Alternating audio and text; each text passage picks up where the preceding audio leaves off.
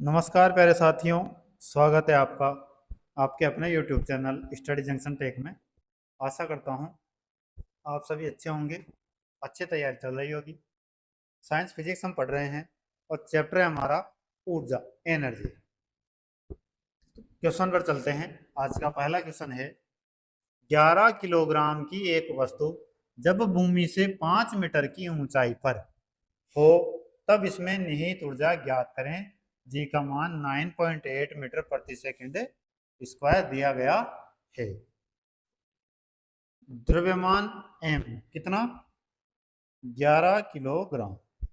फिर दिया गया है ऊंचाई h कितनी, 5 मीटर।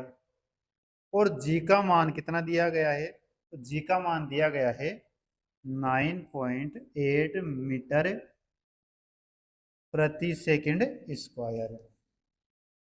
तो मैं पहले भी बता चुका आपको और आज फिर बता देता हूं कि जब भी वस्तु हॉरिजॉन्टल यानी ऊर्ध्वाधर ऊपर नीचे की ओर गति कर रही हो या फिर ऊंचाई पर रखी हो, उस कंडीशन में उसमें जो ऊर्जा होगी वो किसके बराबर होगी, उस वस्तु की स्थितिज ऊर्जा के बराबर होगी। और स्थितिज ऊर्जा का फॉर्मूला क्या होता है, तो वस्तु की जो स्थितिज ऊर्जा होती है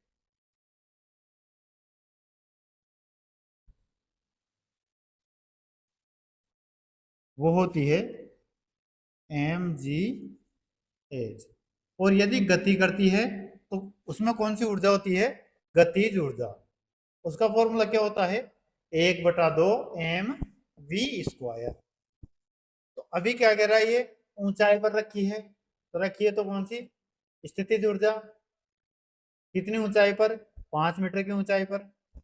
तो देखो m का मान कितना, 11 गुणा g का मान 9.8 इंटू ऊंचाई 5 मीटर। दशमलव हटाएंगे नीचे 10, 5 एक बार और 10 दो बार, 2 से एक बार और ये 49। 49 इंटू 11, 11 नाम 99 का 9 हासिल 9, 11 चौक 44, 44 और 9 कितना होगा भैया, 53। तो 539 जूल राइट आंसर होगा।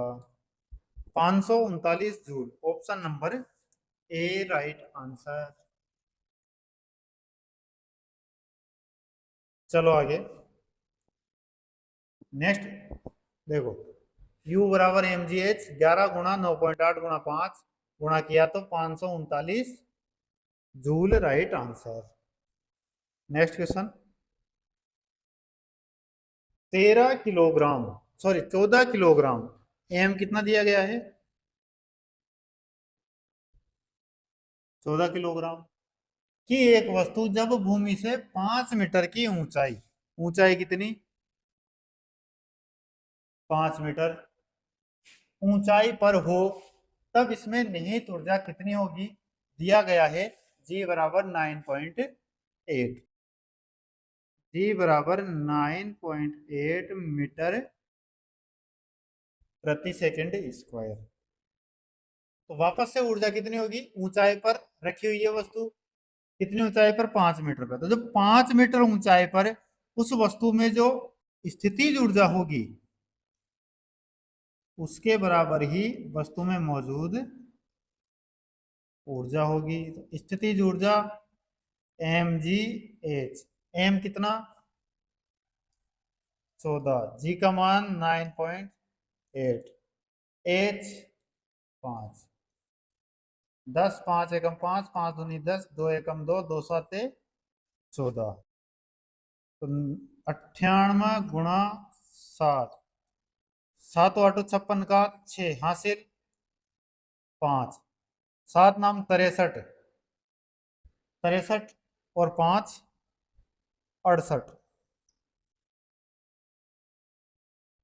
686 joule right answer, option number C, 686 joule, option C right answer. Next, वस्तु का द्रव्यमान 14 किलोग्राम, पृथ्वी से ऊंचाई 5 मीटर, स्थितिज ऊर्जा का फॉर्मूला mgh, तीनों को गुणा किया तो आंसर क्या आ गया 686 जूल। चलो आगे, नेक्स्ट क्वेश्चन है 15 किलोग्राम की एक वस्तु द्रव्यमान कितना 15 किलोग्राम भूमि से 10 मीटर की ऊंचाई पर, ऊंचाई कितनी दी गई है 10 मीटर, ऊंचाई 10 मीटर की ऊंचाई पर हो तब इसमें निहित ऊर्जा रिक्त स्थान होगी, जी का मान दिया गया है 10 मीटर प्रति सेकंड स्क्वायर। वापस से ऊर्जा कितनी हो जाएगी स्थितिज ऊर्जा के बराबर, वस्तु में मौजूद स्थितिज ऊर्जा के बराबर होगी। स्थितिज ऊर्जा कितनी होगी mgh के बराबर, m कितना 15 किलोग्राम, g 10 और h भी 10, तीनों को गुणा करेंगे कितना आएगा 1500 joule. Right answer option number D 1500 joule right answer. Next, किसी वस्तु की गतिज ऊर्जा 120 जूल है, गतिज ऊर्जा यानी काइनेटिक एनर्जी कितनी है 120 जूल है, और इसका द्रव्यमान 15 किलोग्राम है। द्रव्यमान कितना 15 किलोग्राम, वस्तु का वेग ज्ञात करें। तो गतिज ऊर्जा दी गई है, तो गतिज ऊर्जा काइनेटिक एनर्जी किसके बराबर होती है 1/2 गुणा एम वी स्क्वायर।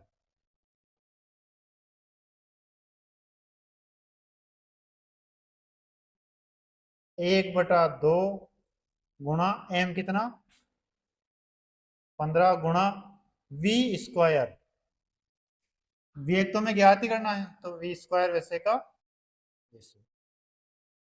अब ये किसके बराबर है 120 जूल के, 120 जूल के 1/2 गुणा 15 गुणा वी स्क्वायर। इसका पक्षांतरण करेंगे, यहां ये भाग में इधर किस में आएगा गुणा में, 15 का करेंगे इधर गुणा में है तो किस में आएगा ये भाग में, बचेगा क्या वी स्क्वायर। तो वी स्क्वायर बराबर 120 गुणा 2 गुणा 15, 15 एकम 15, 15 अठे 120, 8 इंटू 2 16। तो वी स्क्वायर बराबर कितना आ रहा है भैया वी स्क्वायर बराबर 16, तो v बराबर क्या हो जाएगा √16, √16 बराबर 4 होता है, तो वेग कितना हो जाएगा 4 मीटर प्रति सेकंड। आंसर कितना होगा 4 मीटर प्रति सेकंड, कौन से ऑप्शन में है ऑप्शन नंबर बी 4 मीटर प्रति सेकंड। गतिज ऊर्जा कितनी 120 जूल, द्रव्यमान 15 किलोग्राम, v का मान ज्ञात करना है तो हाफ एम वी स्क्वायर से 120 बराबर 1/2 गुणा 15 गुणा वी स्क्वायर, तो वी स्क्वायर बराबर 120, इसको इधर लाया है गुणा में तो गुणा 2, और इसको इधर लेके जाएंगे तो बटा में 15, कैलकुलेशन करिए तो वी स्क्वायर बराबर 16, तो वी बराबर 4 मीटर प्रति सेकेंड। नेक्स्ट देखिए 15 किलोग्राम द्रव्यमान की एक वस्तु, द्रव्यमान कितना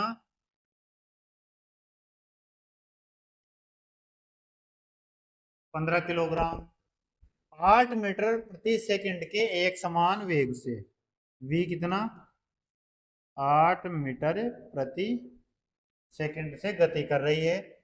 उस वस्तु की गतिज ऊर्जा ज्ञात करो। गति कर रही है तो ऊर्जा भी कौन सी होगी? गतिज ऊर्जा।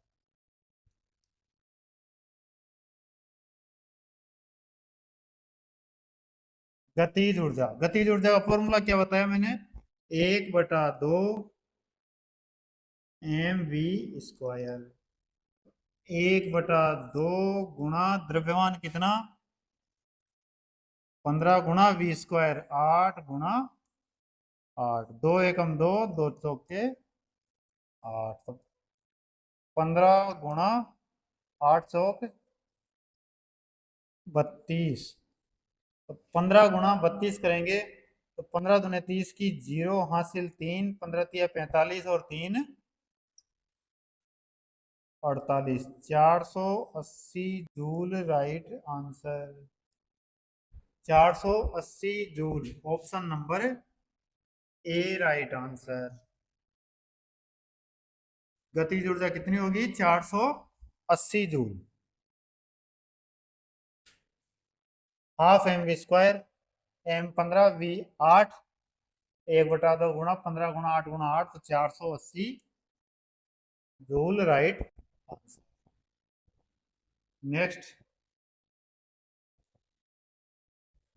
नेक्स्ट क्वेश्चन है, 11 किलोग्राम की एक वस्तु जब भूमि से 6 मीटर की ऊंचाई पर हो तब उसमें निहित ऊर्जा कितनी होगी?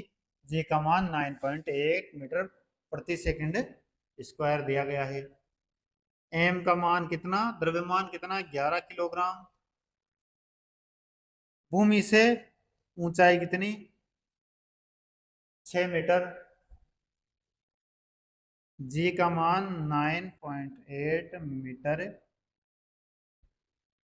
प्रति सेकंड स्क्वायर। तो ऊर्जा कितनी हो जाएगी? जो वस्तु में स्थितिज ऊर्जा है, स्थितिज ऊर्जा कितनी होती है?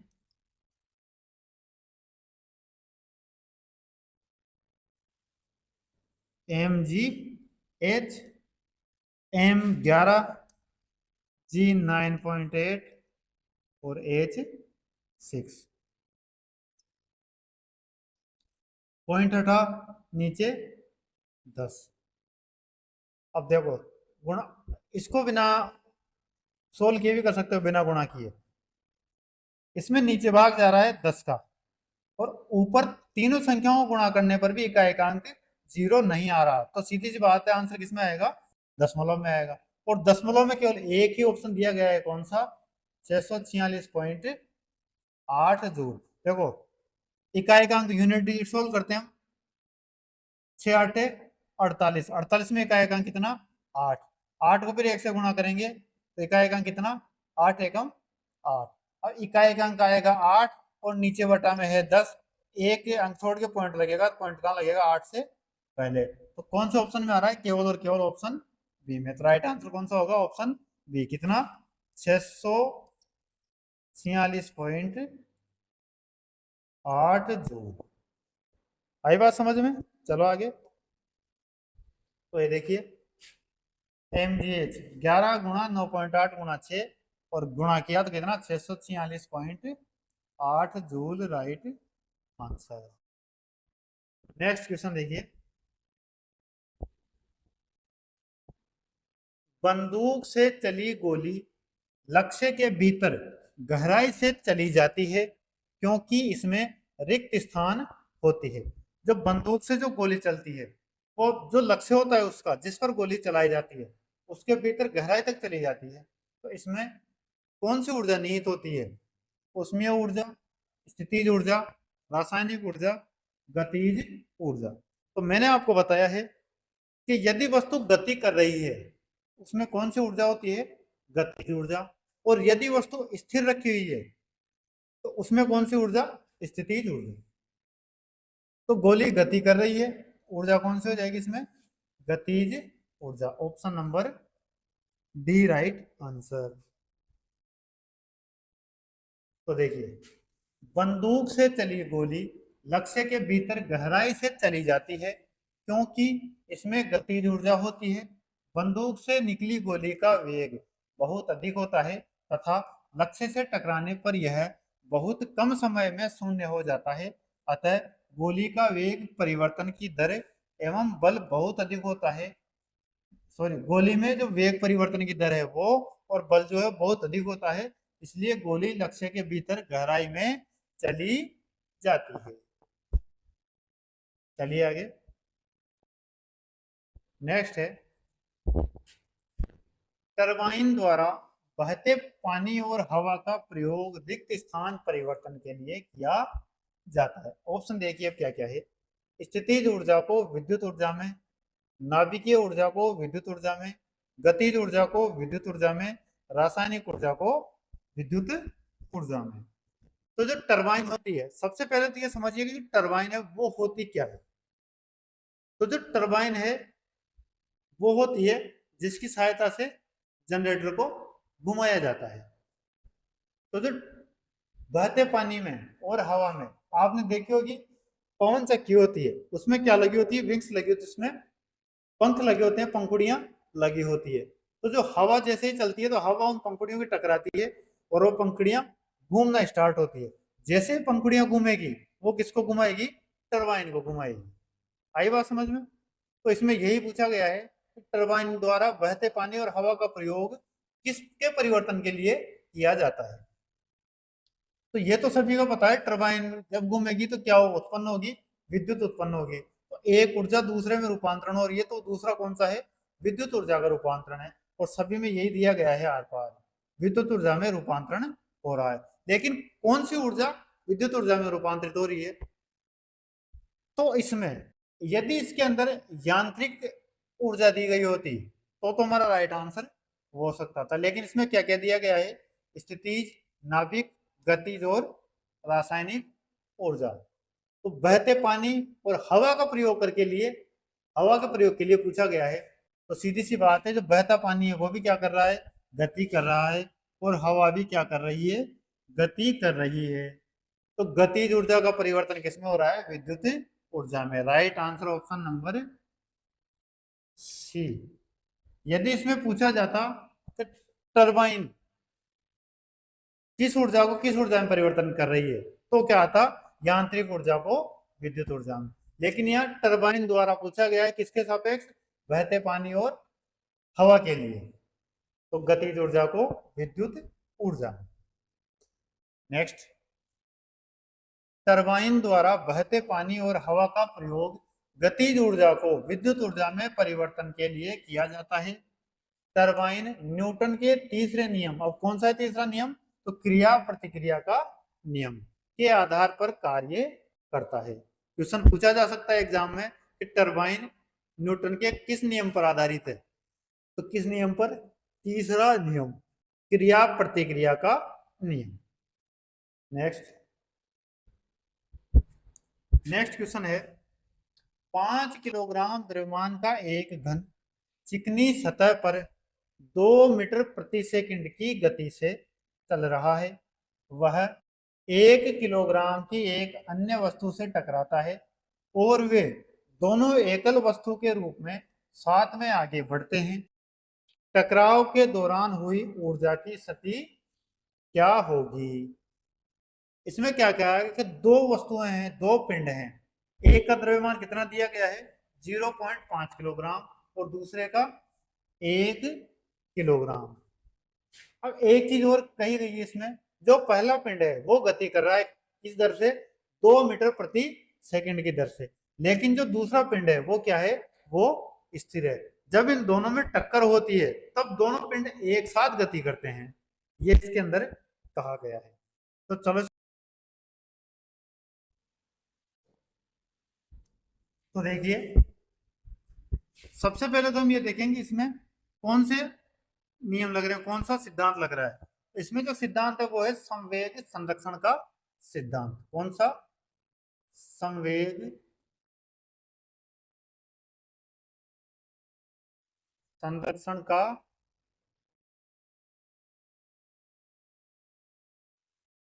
सिद्धांत। आई बात समझ में।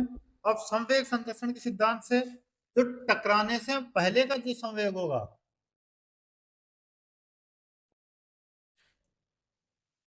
टकराने से पहले का संवेग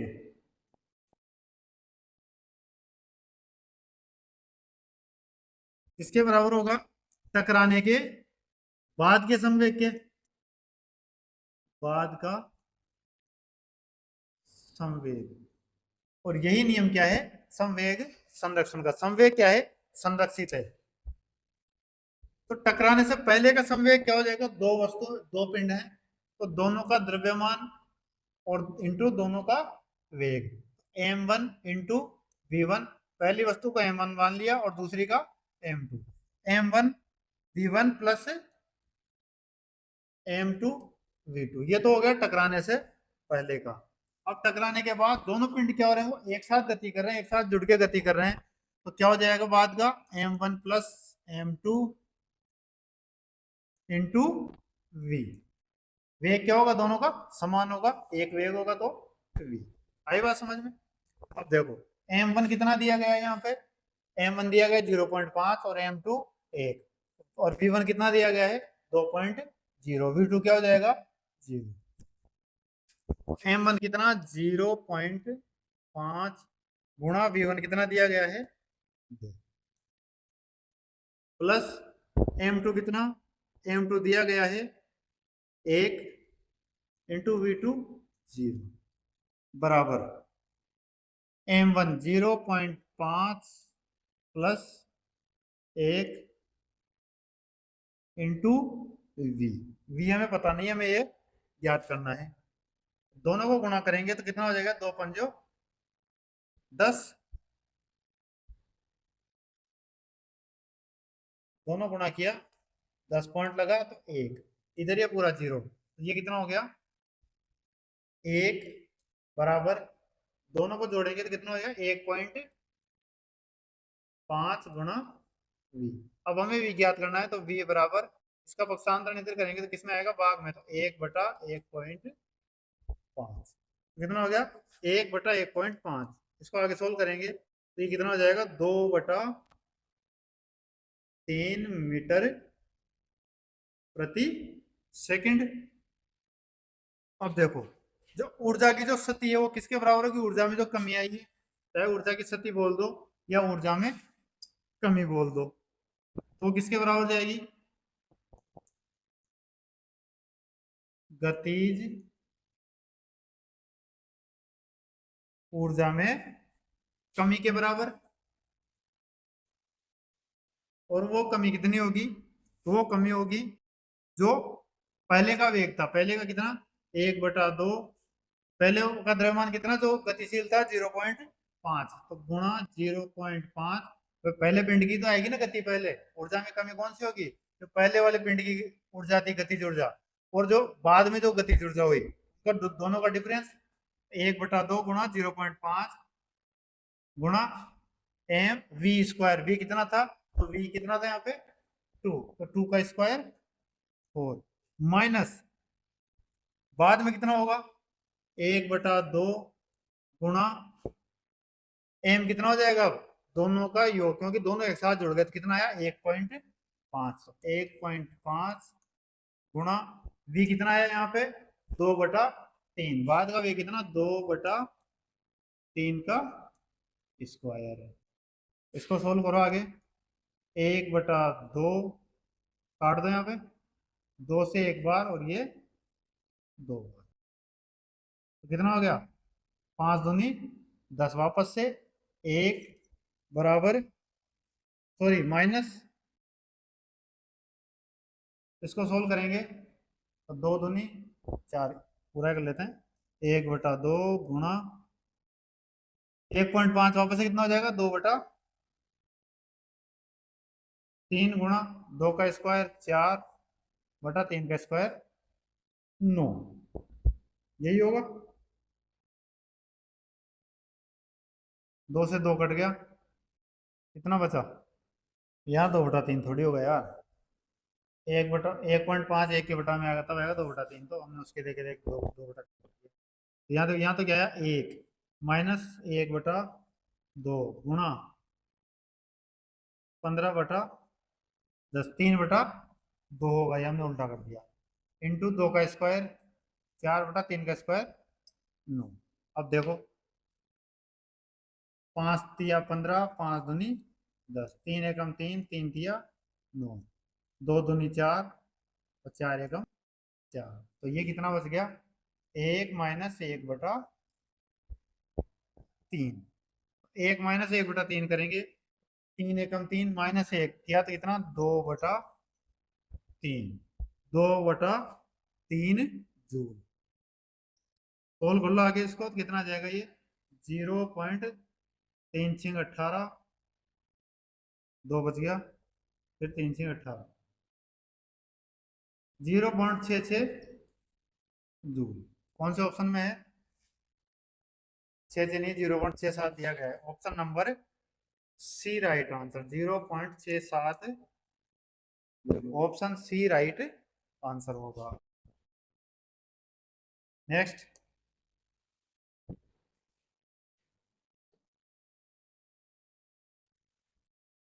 हाँ ये देखो दिया, दे दिया पूरा। m1v1 प्लस m2v2 बराबर m1m2 इंटू v।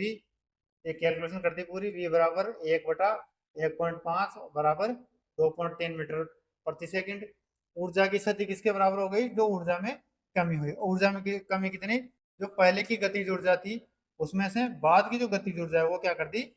माइनस कर दी। माइनस किया, कैलकुलेशन किया तो 1 - 1/3, और सोल्व करते ही 2/3 बराबर क्या हो गया? 0.67 जूल। नेक्स्ट क्वेश्चन देखिए।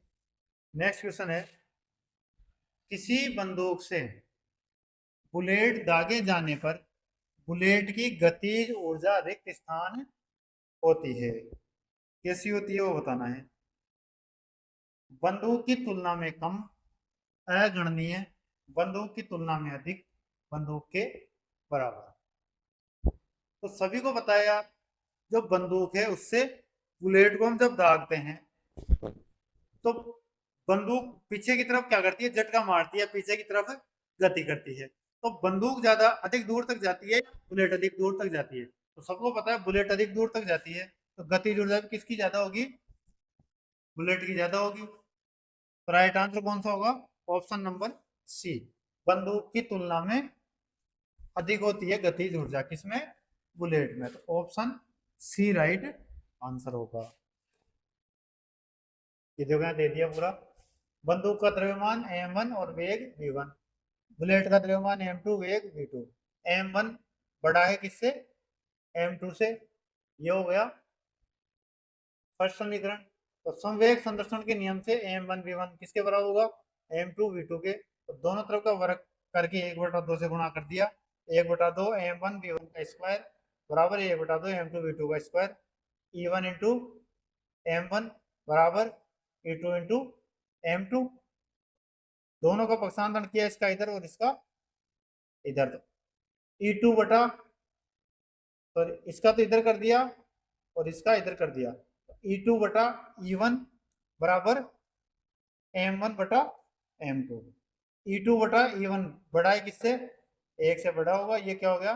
किससे? समीकरण 1 से। इसको इधर लेके जाएंगे, 1 के साथ गुणा होगा तो क्या हो गया? e2 यानी एनर्जी 2 किससे बड़ा होगा? एनर्जी 1 से। तो कहने का मतलब है e2 किसके लिए आया? दूसरे नंबर के लिए। और दूसरा किसका था? बुलेट का। तो बुलेट की जो गतिज ऊर्जा है वो बंदूक की गतिज ऊर्जा से अधिक होगी। नेक्स्ट, यांत्रिक ऊर्जा माइनस गतिज ऊर्जा किसके बराबर होगी? रासायनिक ऊर्जा, स्थितिज ऊर्जा, विद्युत ऊर्जा, नाभिकीय ऊर्जा। यांत्रिक ऊर्जा माइनस गतिज ऊर्जा। तो देखो पहले मैंने एक फॉर्मूला बताया था, जो यांत्रिक ऊर्जा होती है वो किसके बराबर होती है? तो जो यांत्रिक ऊर्जा है वो बराबर होती है स्थितिज ऊर्जा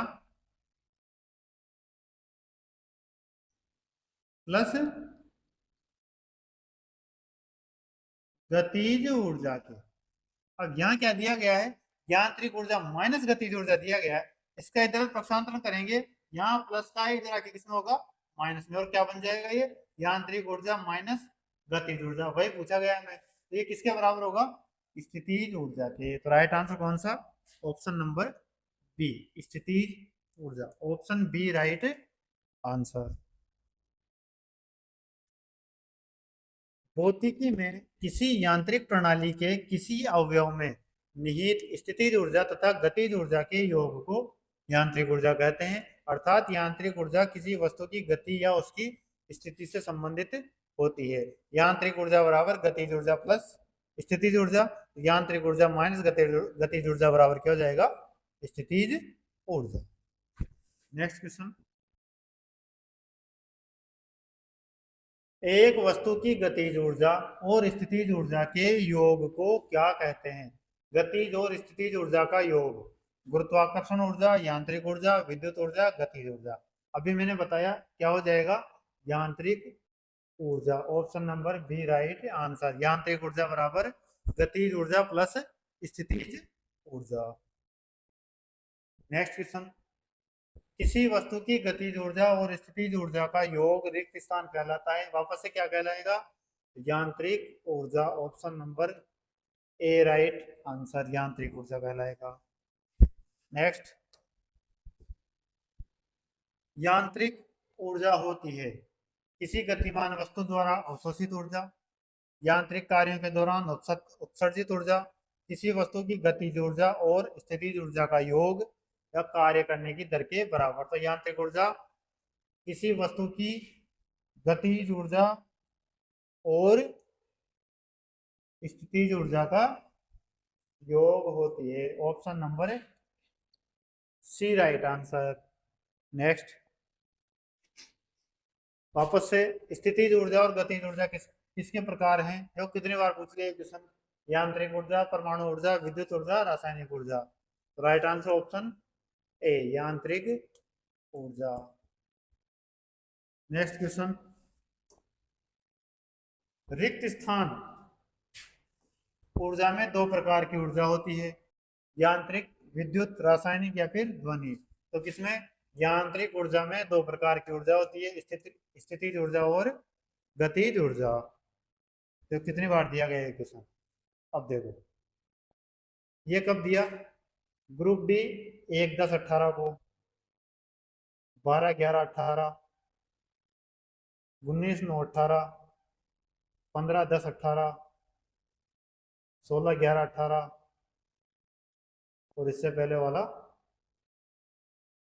2 बार दे दिया। ये देखो यहाँ एक साथ दे दिया, 19-9-12-10-16-11, इतने क्वेश्चन देखो, एक छोटा सा क्वेश्चन है वो आया हुआ है बार बार।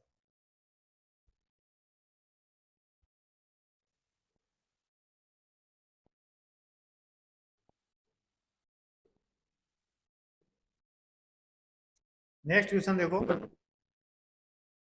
15 किलोग्राम द्रव्यमान की एक वस्तु 7 मीटर प्रति सेकंड के एक समान वेग से गति कर रही है, उस वस्तु की गतिज ऊर्जा कितनी है।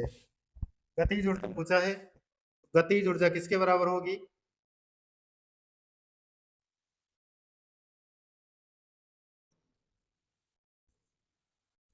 एक बटा दो एम वी स्क्वायर के, 1/2 गुणा एम का मान कितना 15 गुणा वी कितना 7, तो 7 गुणा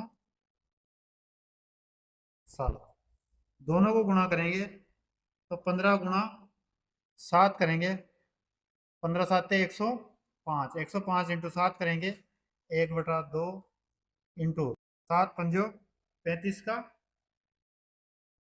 5, 105 गुणा 7, 7 पंजे 35 है को 700, तो कितना 735, 2 का भाग 735 में देंगे कितनी बार जाएगा, 2 तिया 6, 1 बच गया, 2 6 12, फिर 1 बच गया, 2 7 14 पॉइंट, 1 बचा 2 2 पंजे 10, 367.5 जूल। कौन से ऑप्शन में आ रहा है, option number C, 367.5 joule, option C right answer.